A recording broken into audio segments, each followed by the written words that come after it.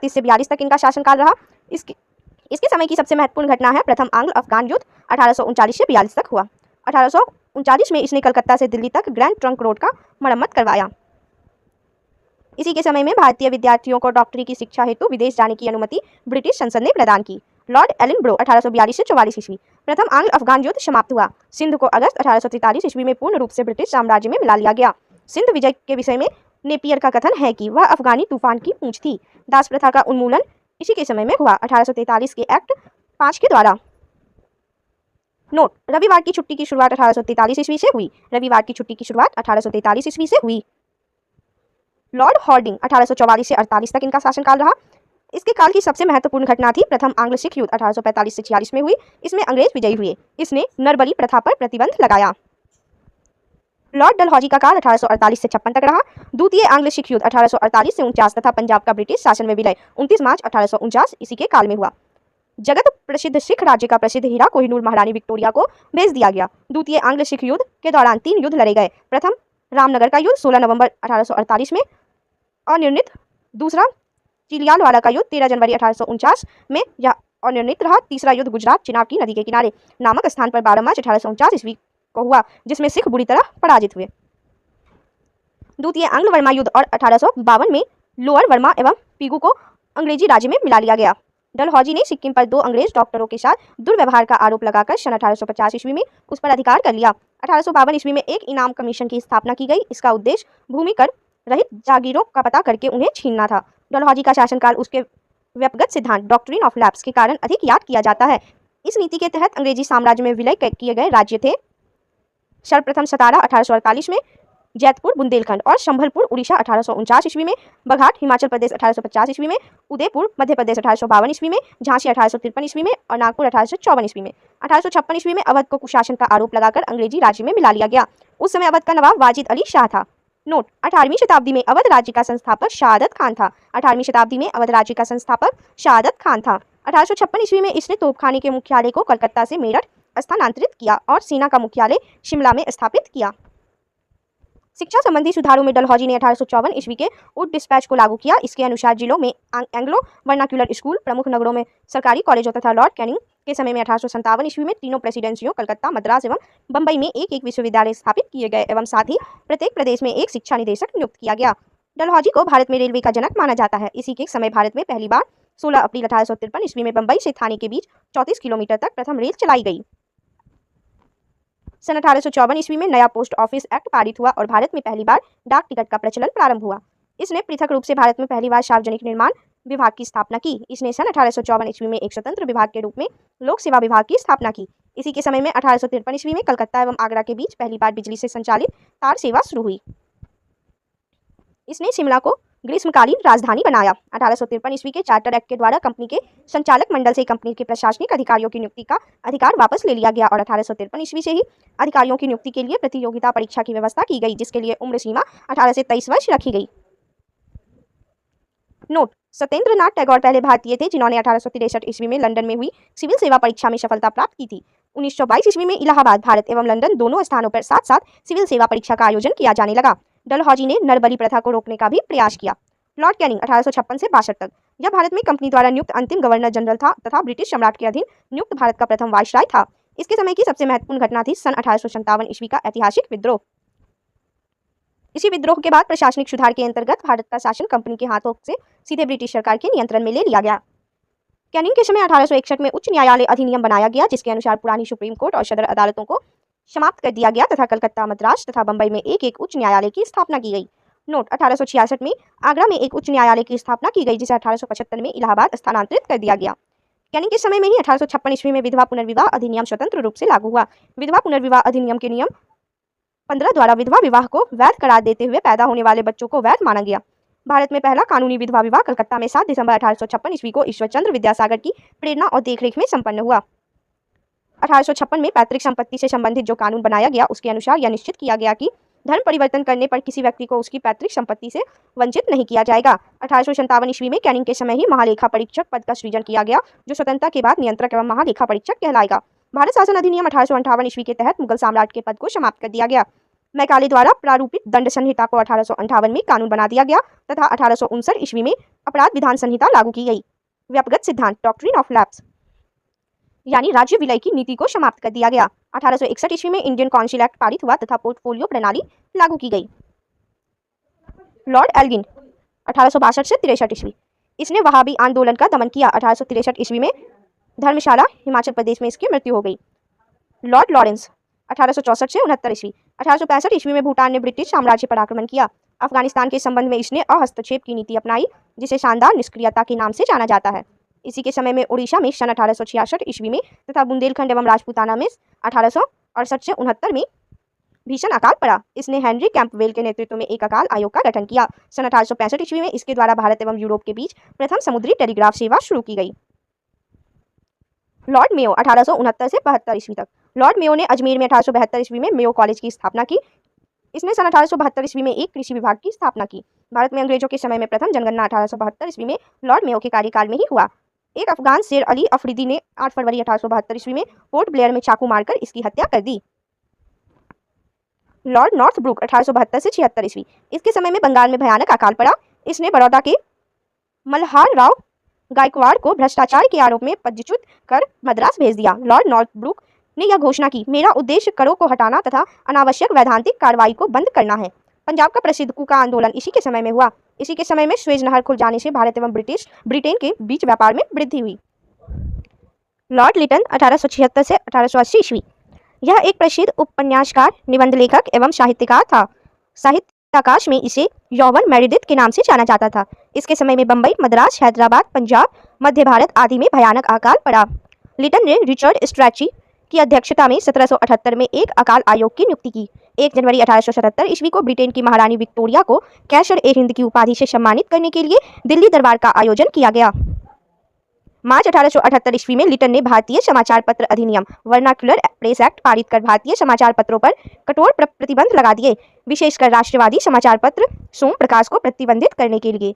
इस कानून में प्रावधान था कि अगर किसी अखबार में कोई आपत्तिजनक चीज छपती है तो सरकार उसकी प्रिंटिंग प्रेस सहित सारी संपत्ति जब्त कर सकती है। नोट, पायनियर अखबार ने वर्नाक्युलर प्रेस एक्ट 1878 का समर्थन किया। इसी के समय में सन 1878 ईस्वी को भारतीय सशस्त्र अधिनियम पारित हुआ, जिसके तहत शस्त्र रखने एवं व्यापार करने के लिए लाइसेंस का अनिवार्य बना दिया गया। इसने सिविल सेवा परीक्षाओं में प्रवेश की अधिकतम आयु सीमा 21 से घटाकर 19 वर्ष कर दी। नोट, 1857 में सिविल सेवा परीक्षा में सम्मिलित होने की आयु 23 वर्ष निर्धारित कर दी गई थी। 1859 में आयु सीमा को घटाकर 22 वर्ष और 1866 में इसको घटाकर 21 वर्ष किया गया था। लिटन ने अलीगढ़ में एक मुस्लिम एंग्लो प्राच्य महाविद्यालय की स्थापना की।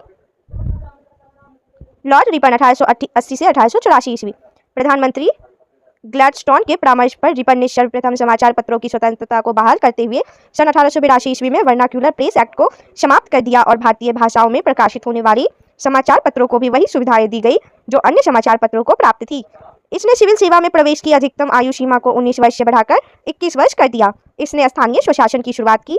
18 मई 1882 को स्थानीय स्वशासन संबंधी एक कानून बनाया, जिसके आधार पर विभिन्न प्रांतों में 1883 से 85 के मध्य स्थानीय स्वशासन संबंधी कानून बनाए गए। इसके समय में ही भारत में सन 1881 ईस्वी में सर्वप्रथम नियमित जनगणना करवाई गई। तब से लेकर अब तक प्रत्येक 10 वर्ष के अंतराल पर जनगणना की जाती है। 1881 की जनगणना में हैदराबाद और राजपूताने को नहीं जोड़ा गया था। नोट, भारत में पहली बार जनगणना सन 1872 ईस्वी में हुई, परंतु इसमें भारत के संपूर्ण भागों का प्रतिनिधित्व नहीं हुआ। लगभग 20% भारत का भाग इसमें छूट गया। रिपन के द्वारा ही सन 1881 ईस्वी में प्रथम कारखाना अधिनियम लाया गया। इसमें 7 वर्ष से कम आयु के बच्चों को काम करने पर प्रतिबंध लगा दिया गया और 7 से 12 वर्ष के श्रमिकों के लिए 9 घंटे से अधिक कार्य कराया जाना प्रतिबंधित कर दिया गया। यह एक्ट चाय, कॉफी एवं नील की खेती पर लागू नहीं थी। रिपन के समय में शैक्षिक सुधारों के अंतर्गत विलियम हंटर की अध्यक्षता में एक आयोग गठित किया गया। 2 फरवरी 1883 को यूरोपियों के विरुद्ध भारतीय न्यायाधीशों द्वारा मुकदमे की सुनवाई के लिए इल्बर्ट विधेयक प्रस्तुत किया गया, लेकिन यूरोप वासियों के प्रबल विरोध के कारण इसे वापस लेना पड़ा। अंग्रेजों द्वारा इस विधेयक के विरोध में किए विद्रोह को श्वेत विद्रोह के नाम से जाना जाता है। फ्लोरेंस नाइटिंगेल को रिपन को भारत के उद्धारक की संज्ञा दी। लॉर्ड डफरिन 1884 से 1888 ईस्वी, इसके समय तृतीय आंग्ल वर्मा युद्ध 1885 से 88 ईस्वी हुआ और वर्मा को अंतिम रूप से अंग्रेजी राज्य में मिला लिया गया। इसी समय Bengal tenancy act, Awadh tenancy act तथा पंजाब टेनेंसी एक्ट पारित हुआ। इसके समय की सबसे महत्वपूर्ण घटना थी 28 दिसंबर 1885 को बंबई में ए.ओ. ह्यूम के नेतृत्व में भारतीय राष्ट्रीय कांग्रेस की स्थापना। लॉर्ड लैंसडाउन 1888 से 1894 ईस्वी। भारत और अफगानिस्तान के मध्य सीमा रेखा डूरंट रेखा का निर्धारण इसी समय हुआ। 1891 ईस्वी में दूसरा कारखाना अधिनियम लाया गया। इसमें स्त्रियों को 11 घंटे प्रतिदिन से अधिक काम करने पर प्रतिबंध लगाया गया। साथ ही सप्ताह में एक दिन छुट्टी की व्यवस्था की गई। लॉर्ड एल्गिन द्वितीय 1894 से 99 ईस्वी। भारत को तलवार के बल पर विजित किया गया है और तलवार के बल पर ही इसकी रक्षा की जाएगी। यह कथन लॉर्ड एल्गिन द्वितीय का है। 1895 से 98 के मध्य उत्तर प्रदेश, बिहार, पंजाब एवं मध्य प्रदेश में भयंकर अकाल पड़ा। लॉर्ड कर्जन 1899 से 1905। 1899 में कर्जन ने भारतीय टंकन और पत्र मुद्रा अधिनियम पारित कराकर अंग्रेजी स्वर्ण मुद्रा को भारत की कानूनी मुद्रा घोषित कर दिया। शासन की कार्य क्षमता के आधार पर लॉर्ड कर्जन ने रिपन द्वारा स्थापित स्थानीय स्वशासन की प्रणाली पर आघात किया और 1899 में कलकत्ता कॉर्पोरेशन अधिनियम बनाया। कर्जन ने सन 1901 ईस्वी में सर कॉलिन स्कॉट मॉनक्रीफ की अध्यक्षता में एक सिंचाई आयोग, टॉमस रॉबर्टसन की अध्यक्षता में एक रेलवे आयोग, 1902 ईस्वी में सर एंड्रयू फ्रेजर की अध्यक्षता में एक पुलिस आयोग एवं सर टॉमस रैले की अध्यक्षता में विश्वविद्यालय आयोग की स्थापना की। 1904 ईस्वी में भारतीय विश्वविद्यालय अधिनियम पास किया गया। इसने सर एंटनी मैकडॉनल्ड की अध्यक्षता में एक अकाल आयोग का गठन किया एवं सैन्य अधिकारियों के प्रशिक्षण के लिए क्वेटा में एक कॉलेज की स्थापना की। प्राचीन स्मारक परीक्षण अधिनियम 1904 ईस्वी के द्वारा कर्जन ने भारत में पहली बार ऐतिहासिक इमारतों की सुरक्षा एवं मरम्मत की ओर ध्यान दिया। इस कार्य के लिए कर्जन ने भारतीय पुरातत्व विभाग की स्थापना की। कर्जन के समय 1904 में सहकारी उधार समिति अधिनियम बनाया गया, जिसके द्वारा सहकारी समितियों की स्थापना करके किसानों को उचित ब्याज पर रुपया कर्ज देने की व्यवस्था की गई। इसने कृषि बैंक भी खुलवाए। इसने 1901 में कृषि इंस्पेक्टर जनरल की नियुक्ति की। इसके समय 1905 में पूसा में एक कृषि अनुसंधान संस्था खोली गई। कर्जन के समय ही पहली बार प्रत्येक प्रांत और केंद्र स्तर पर एक निदेशक के अधीन एक पृथक गुप्तचर विभाग की स्थापना की गई। लॉर्ड कर्जन के समय में किचनर परीक्षा को सैनिक प्रशिक्षण में शामिल करके सेना की युद्ध क्षमता को बढ़ाया गया।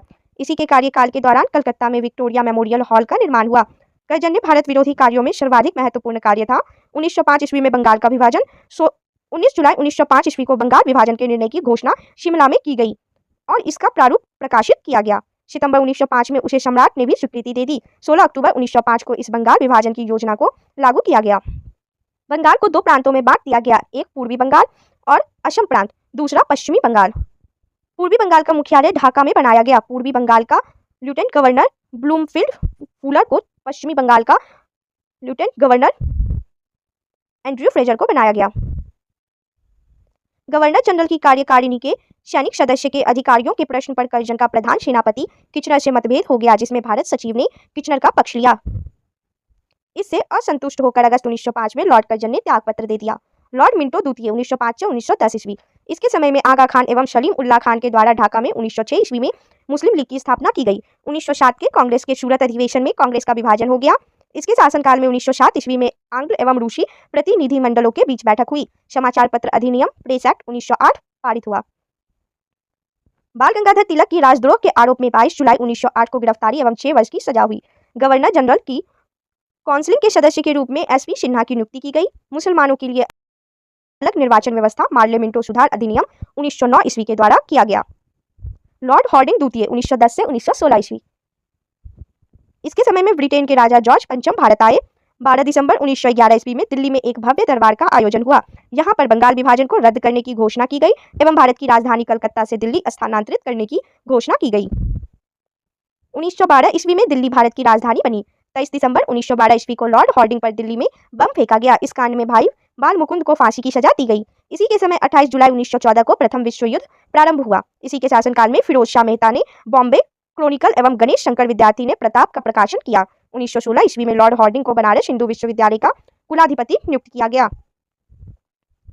लॉर्ड चैम्सफोर्ड 1916 से 1921 ईस्वी तक। कांग्रेस के लखनऊ अधिवेशन 1916 ईस्वी में कांग्रेस का एकीकरण हुआ एवं मुस्लिम लीग के साथ समझौता हुआ। 1916 ईस्वी में पूना में महिला विश्वविद्यालय की स्थापना हुई। इसके काल में 1917 ईस्वी में शिक्षा पर शैडलर आयोग का गठन हुआ। 20 अगस्त 1917 के सुधारों की घोषणा को मॉन्टेग्यू घोषणा के नाम से जाना जाता है। लोक सेवाओं की परीक्षा इंग्लैंड एवं भारत में एक साथ कराने की संस्तुति मॉन्टेग्यू चैम्सफोर्ड रिपोर्ट के द्वारा की गई थी। इसी के काल में 1919 ईस्वी में रॉलेट एक्ट पारित हुआ। इसी के काल में 13 अप्रैल 1919 को जालियांवाला बाग अमृतसर में हत्याकांड हुआ। खिलाफत आंदोलन एवं गांधी जी का असहयोग आंदोलन इसी के समय प्रारंभ हुआ। तृतीय अफगान युद्ध इसी के समय में हुआ। अक्टूबर 1920 में मानवेंद्र नाथ राय एम.एन. रॉय ने भारतीय कम्युनिस्ट पार्टी का गठन किया। लॉर्ड रीडिंग 1921 से 1926 ईस्वी।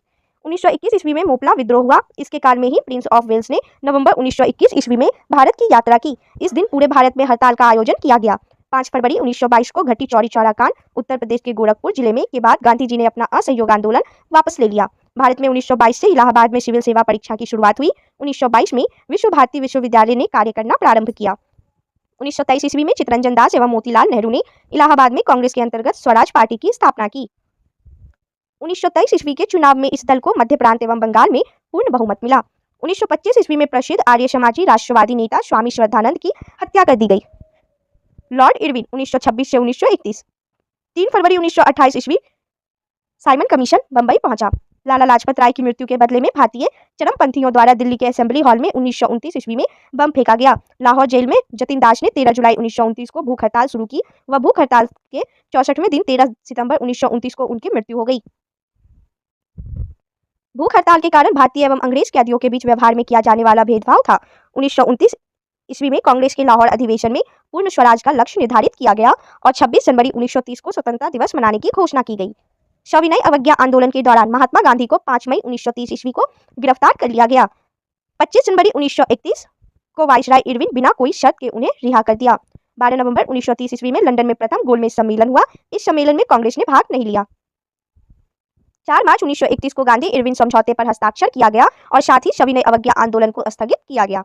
नोट: वाइसराय भवन वर्तमान में राष्ट्रपति भवन में रहने वाले पहले व्यक्ति लॉर्ड इरविन थे। इस भवन के निर्माण में 17 वर्ष लगे थे और 1931 में इसका उद्घाटन हुआ। इस भवन का वास्तुकार सर इरविन लुटियंस और हर्बर्ट बेकर था। लॉर्ड वेलिंगटन 1931 से 1936 ईस्वी। इसके समय में लंदन में 7 सितंबर से 1 दिसंबर 1931 तक द्वितीय गोलमेज सम्मेलन का आयोजन हुआ। इस सम्मेलन में कांग्रेस ने भी भाग लिया। कांग्रेस का प्रतिनिधित्व गांधी जी ने किया। दूसरे गोलमेज सम्मेलन की असफलता के बाद गांधी जी ने 3 जनवरी 1932 ईस्वी को दोबारा सविनय अवज्ञा आंदोलन प्रारंभ किया। 16 अगस्त 1932 में रैमजे मैकडोनाल्ड ने विवादास्पद सांप्रदायिक पंचायत की घोषणा की। इसके अनुसार दलितों को हिंदुओं से अलग मानकर उन्हें अलग प्रतिनिधित्व देने को कहा गया और दलित वर्गों के लिए अलग निर्वाचन मंडल का प्रावधान किया गया। इससे गांधी जी बहुत दुखी हुए और उन्होंने इसे हटाने के लिए आमरण उपवास आरंभ कर दिया। अंत में एक समझौते, जिसे प्रायः पूना समझौता कहते हैं, किया गया, जिसमें दलित वर्गों के लिए साधारण वर्गों में ही सीटों का आरक्षण किया गया। पूना समझौता 24 सितंबर 1932 ईस्वी को हुआ। 17 नवंबर से 24 दिसंबर 1932 तक लंदन में तृतीय गोलमेज सम्मेलन का आयोजन हुआ। कांग्रेस ने इसमें भाग नहीं लिया। बिहार में 1934 ईस्वी में भयंकर भूकंप आया। भारत सरकार अधिनियम 1935 वापस किया गया। लॉर्ड वेलिंगटन ने कांग्रेस के बंबई अधिवेशन 1915 ईस्वी में हिस्सा लिया था। इस अधिवेशन की अध्यक्षता सर सत्येंद्र प्रसन्न सिन्हा ने की थी। लॉर्ड लिनलिथगो 1936 से 1943 तक यह गवर्नर जनरल है। इसके समय में पहली बार चुनाव कराए गए। कांग्रेस ने 11 में से 8 प्रांतों बंबई, मद्रास, बिहार, संयुक्त प्रांत, मध्य प्रांत, उड़ीसा, उत्तर प्रदेश, सीमांत प्रांत और असम में अपनी सरकारें बनाई। प्रथम 6 प्रांतों में कांग्रेस को स्पष्ट बहुमत मिली थी। बंगाल, असम, उत्तर पश्चिमी सीमा प्रांत, पंजाब और सिंध में कांग्रेस को पूर्ण बहुमत नहीं मिली थी। 1 सितंबर 1939 ईस्वी को द्वितीय विश्व युद्ध प्रारंभ हुआ। ब्रिटिश सरकार ने बिना भारतीयों से पूछे भारत को भी युद्ध में झोंक दिया। कांग्रेस ने इसका विरोध करते हुए नारा दिया, ना कोई भाई ना कोई पाई, और इसने अपने द्वारा शासित प्रांतों से सभी मंत्रिमंडलों से त्यागपत्र दे दिया।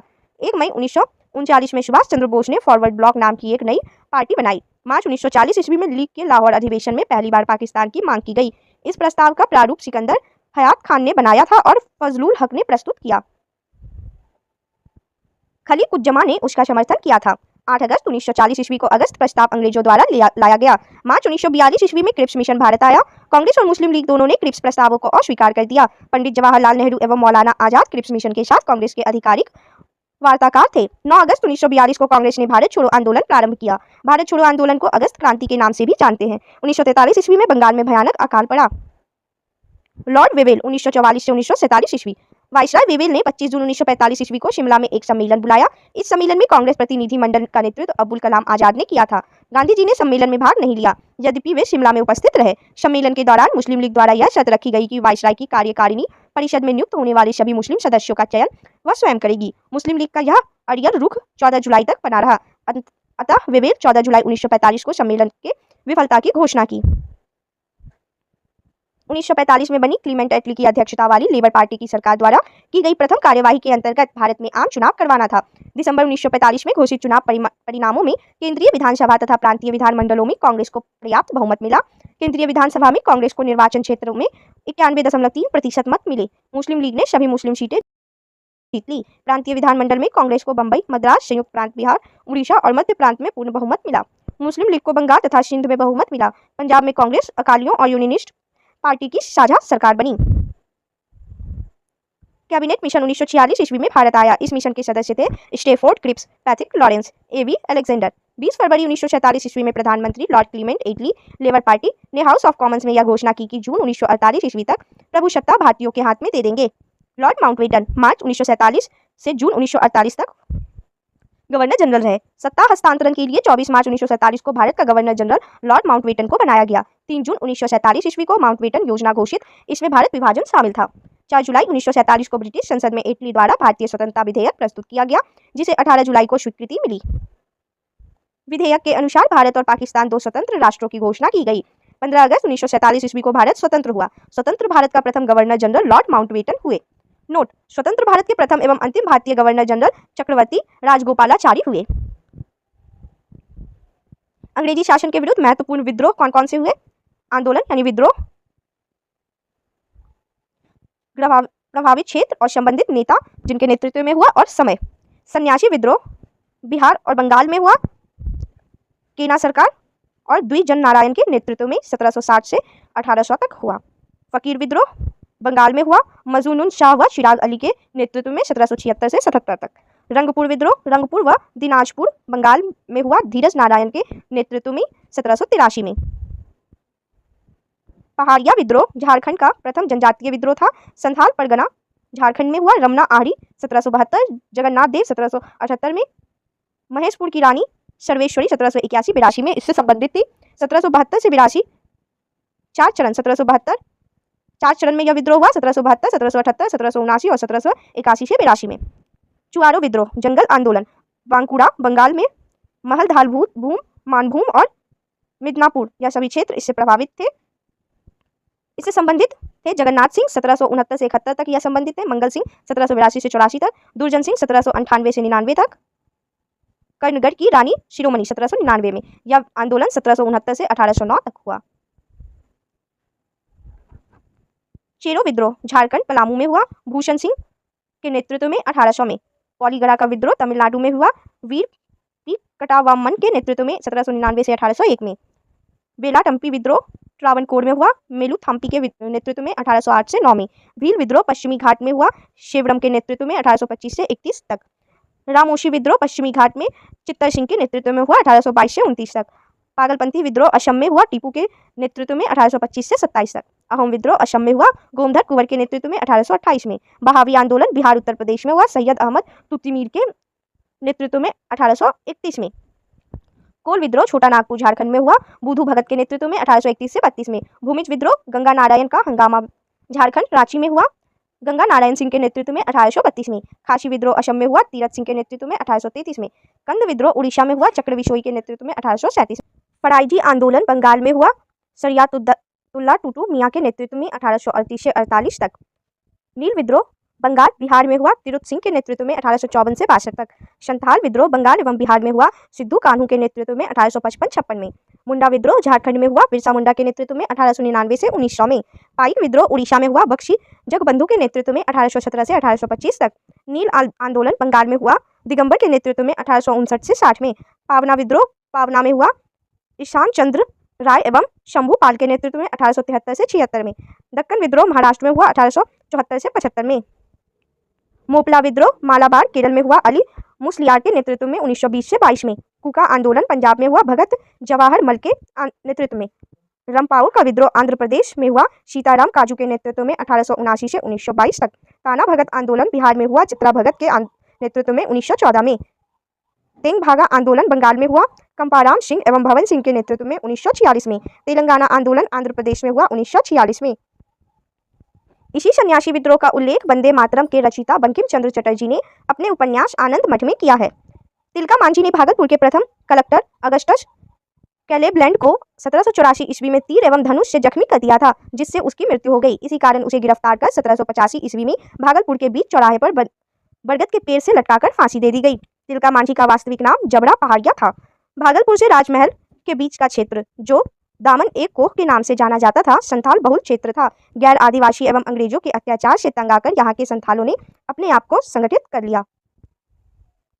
संथालों को उत्प्रेरित करने का कार्य भागनाडीह गांव के चूलू संथाल के 4 पुत्र सिद्धू, कान्हू, चांद और भैरव ने किया। सिद्धू ने अपने आप को ठाकुर का अवतार घोषित किया। जुलाई 1855 में संथाल विद्रोह प्रारंभ हुआ। सशस्त्र विद्रोह के प्रारंभ दिशी नामक स्थान में अत्याचारी दरोगा महेश लाल की हत्या से हुआ।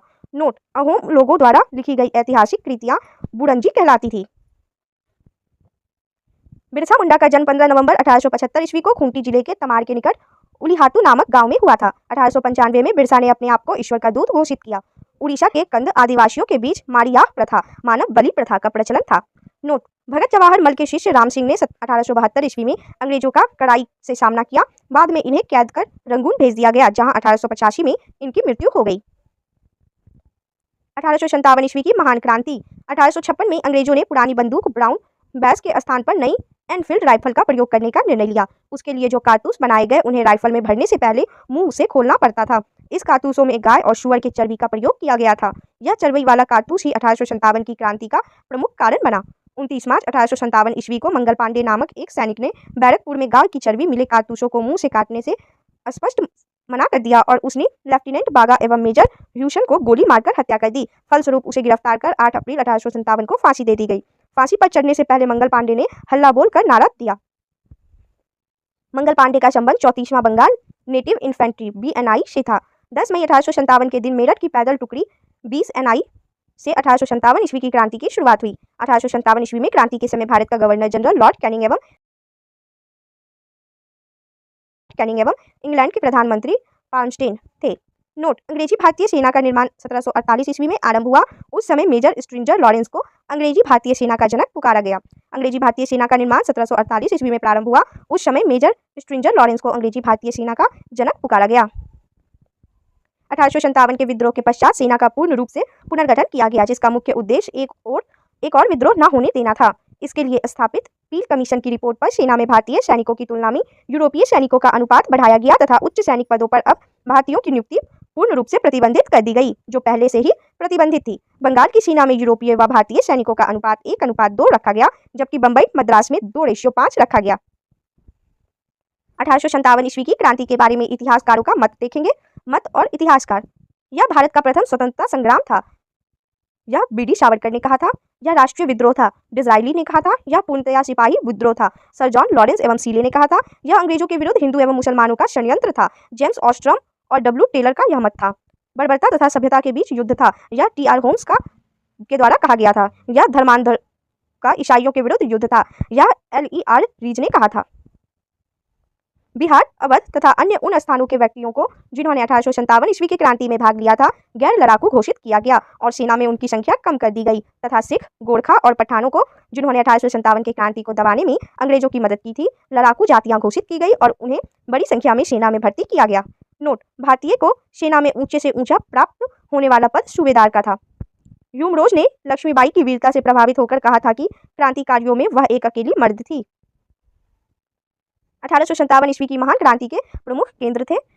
भारतीय नायक विद्रोह की तिथि, ब्रिटिश नायक विद्रोह दबाने वाला और तिथि।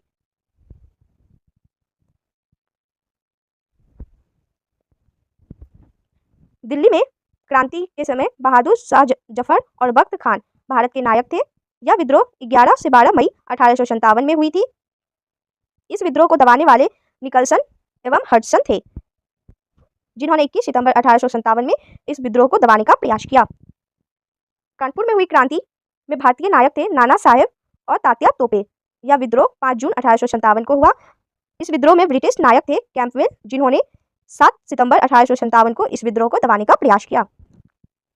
लखनऊ में हुए क्रांति में भारतीय नायक थे बेगम हजरत महल। 4 जून 1857 को यह क्रांति हुआ। हेनरी लॉरेंस और कैंपवेल ने इस विद्रोह को दबाने का प्रयास किया मार्च 1858 में। झांसी में हुए क्रांति में भारतीय नायक थी रानी लक्ष्मीबाई। यह क्रांति जून 1857 में हुआ। ब्रिटिश नायक थे ह्यूमरोज, जिन्होंने 3 अप्रैल 1858 को इस विद्रोह को दबाने का प्रयास किया। इलाहाबाद क्रांति में भारतीय नायक थे लियाकत अली। यह विद्रोह 1857 में हुआ। कर्नेल नील ब्रिटिश नायक थे। 1858 में इन्होंने इस विद्रोह को दबाया। जगदीशपुर में हुए क्रांति में भारतीय नायक थे कुंवर सिंह। अगस्त 1857 में यह विद्रोह हुआ। विलियम टेलर एवं विसेंट आयर ने इस विद्रोह को दबाने का प्रयास किया 1858 में। बरेली में हुए क्रांति में भारतीय नायक थे खान बहादुर खान। 1857 में यह क्रांति हुई। हडसन ब्रिटिश नायक थे जिन्होंने 1858 में इस विद्रोह को दबाया। फौजाबाद क्रांति में भारतीय नायक थे मौलवी अहमद उल्ला। यह 1857 में हुआ। कर्नल नील ब्रिटिश नायक थे। 1858 में इस विद्रोह को दबाया गया। फतेहपुर अजीमुल्ला भारतीय नायक थे। फतेहपुर क्रांति में 1857 में यह विद्रोह हुआ जिसमें जनरल रेनॉल्ड ब्रिटिश नायक थे जिन्होंने 1858 में इस विद्रोह को दबाने का प्रयास किया। नोट: तात्या टोपे का वास्तविक नाम रामचंद्र पांडुरंग था। उन्हें सिंधिया के सामंत मानसिंह ने धोखा देकर पकड़वा दिया। 18 अप्रैल 1859 को शिवपुरी में अंग्रेजों द्वारा इन्हें फांसी पर लटका दिया गया। बेगम हजरत महल का जन्म 1820 में और मृत्यु 1879 में नेपाल में हुआ। उन्हें काठमांडू के जामा मस्जिद मैदान में दफनाया गया। भारत का स्वतंत्रता संघर्ष। महत्वपूर्ण तथ्य: पहला अंग्रेज विरोधी संघर्ष सन्यासियों के द्वारा शुरू किया गया। 1887 ईस्वी में दादा भाई नौरोजी ने इंग्लैंड में भारतीय सुधार समिति की स्थापना की। 1887 ईस्वी के बाद ब्रिटिश सरकार का रुख कांग्रेस के प्रति कठोर होता चला गया। कांग्रेस पर कुछ विशेष टिप्पणियां। डफरिन ने क्या टिप्पणी की? कांग्रेस केवल सूक्ष्मदर्शी अल्पसंख्या का प्रतिनिधित्व करती है। कर्जन: कांग्रेस लड़खड़ाकर गिर रही है। भारत में रहते हुए मेरी इच्छा है कि उसे शांतिपूर्वक मरने में मदद कर सकूं। अरविंद घोष: कांग्रेस क्षय रोग से मरने ही वाला है। बंकिम चंद्र चटर्जी: कांग्रेस के लोग पदों के भूखे राजनीतिज्ञ हैं। अश्विनी कुमार दत्त: कांग्रेस का सम्मेलन 3 दिन का तमाशा है। लाला लाजपत राय ने कहा था कांग्रेस लॉर्ड डफरिन की दिमाग की उपज है। और विपिन चंद्रपाल ने कहा था कांग्रेस याचना करने वाली संस्था है। नौरोजी दत्त एवं वाचा ने धन निकास के सिद्धांत का प्रतिपादन किया। दादा भाई नौरोजी ने धन का पलायन सिद्धांत का वर्णन अपनी पुस्तक poverty and un-British rule in India में किया है। ब्रिटिश हाउस ऑफ कॉमन्स का चुनाव लड़ने वाले प्रथम भारतीय WC बनर्जी थे जो चुनाव हार गए थे। ब्रिटिश हाउस ऑफ कॉमन्स के सदस्य चुने जाने वाले प्रथम भारतीय दादा भाई नौरोजी थे। इन्होंने लिबरल पार्टी की उम्मीदवार के रूप में फिंचवरी से 1892 ईस्वी में चुनाव जीता था। लॉर्ड कर्जन ने 20 जुलाई 1905 ईस्वी को बंगाल विभाजन का निर्णय की घोषणा की। बंगाल विभाजन के विरोध में 7 अगस्त 1905 को कलकत्ता के टाउन हॉल में स्वदेशी आंदोलन की घोषणा की गई। बंगाल विभाजन 16 अक्टूबर 1905 को प्रभावी हुआ। इस दिन पूरे बंगाल में शोक दिवस मनाया गया। रविन्द्रनाथ टैगोर के आह्वान पर इन दिन को राखी दिवस के रूप में मनाया गया। स्वदेशी आंदोलन में वंदे मातरम, विभाजन नहीं चाहिए एवं बंगाल एक है आदि नारे लगाए गए। नोट: स्वदेशी आंदोलन का विचार सर्वप्रथम कृष्ण कुमार मित्र ने पत्र संजीवनी में 1905 ईस्वी में प्रस्तुत किया गया था। आंध्र के डेल्टा इलाकों में स्वदेशी आंदोलन को वंदे मातरम आंदोलन के नाम से जाना जाता था। स्वदेशी आंदोलन का दिल्ली में नेतृत्व सैयद हैदर राजा, मद्रास के चिदम्बरम पिल्ले, पूना व मुंबई में तिलक ने, पंजाब में लाला लाजपत राय ने किया। 1906 में कलकत्ता में हुए कांग्रेस के अधिवेशन की अध्यक्षता करते हुए दादा भाई नौरोजी ने पहली बार स्वराज की मांग प्रस्तुत की। नोट: स्वराज शब्द का पहली बार प्रयोग स्वामी दयानंद सरस्वती ने किया। स्वराज शब्द का पहली बार प्रयोग स्वामी दयानंद सरस्वती ने किया। स्वदेशी आंदोलन चलाने के तरीके को लेकर ही कांग्रेस 1907 ईस्वी के सूरत अधिवेशन में उग्रवादी गर्म दल एवं उदारवादी नरम दल नामक 2 दलों में विभाजित हो गई। इस सम्मेलन की अध्यक्षता रास बिहारी बोस ने की थी। स्वदेशी आंदोलन के अवसर पर ही रविन्द्रनाथ ठाकुर ने अपना प्रसिद्ध गीत आमार सोनार बांग्ला लिखा। बाद में यही गीत बांग्लादेश का राष्ट्रीय गीत बना। स्वदेशी आंदोलन के प्रचार प्रसार के लिए अश्विनी कुमार दत्ता ने बारिशल में स्वदेशी बांधव